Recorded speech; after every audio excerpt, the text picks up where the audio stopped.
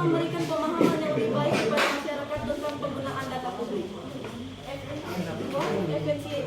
Efisiensi pengelolaan anggaran, meningkatkan efisiensi penggunaan anggaran publik dan berdampak positif pada penyediaan layanan publik dan proyek-proyek pemerintah.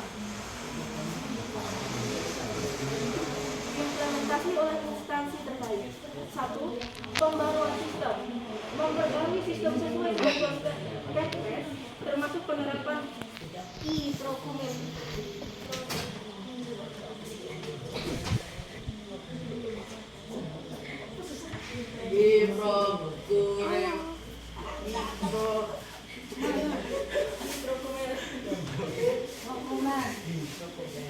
Dua, meningkatkan kapasitas pegawai, memberikan pelatihan kepada pegawai agar dapat mengimplementasikan perubahan peraturan dan teknologi yang digunakan.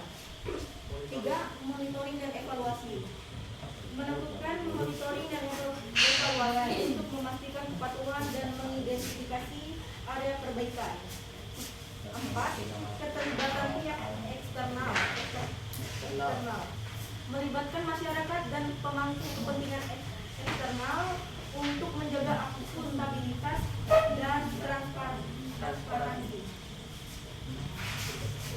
Definisi dan fungsi Perda. Definisinya yaitu Perda adalah peraturan hukum yang dibuat oleh lembaga legislatif daerah seperti Dewan Perwakilan Rakyat Daerah atau disingkat DPRD, provinsi, kabupaten atau kota. Perda mengatur hal-hal yang bersifat lokal dan sesuai dengan kebutuhan serta karakteristik daerah tertentu.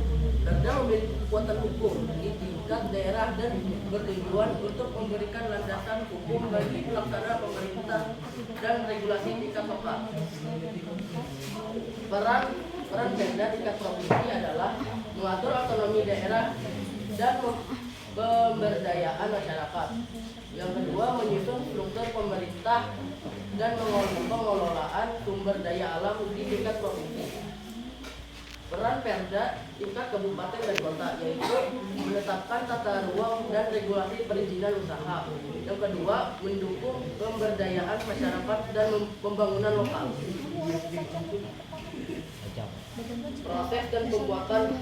Proses pembuatan dan penetapan Perda.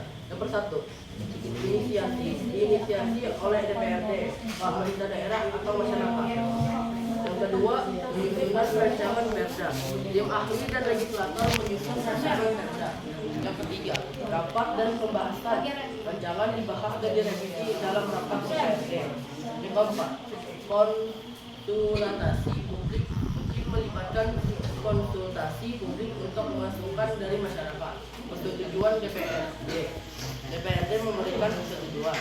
Benar, rancangan diperiksa secara hukum dan setelah lulus ditandatangani dan diumumkan sebagai Perda yang sah.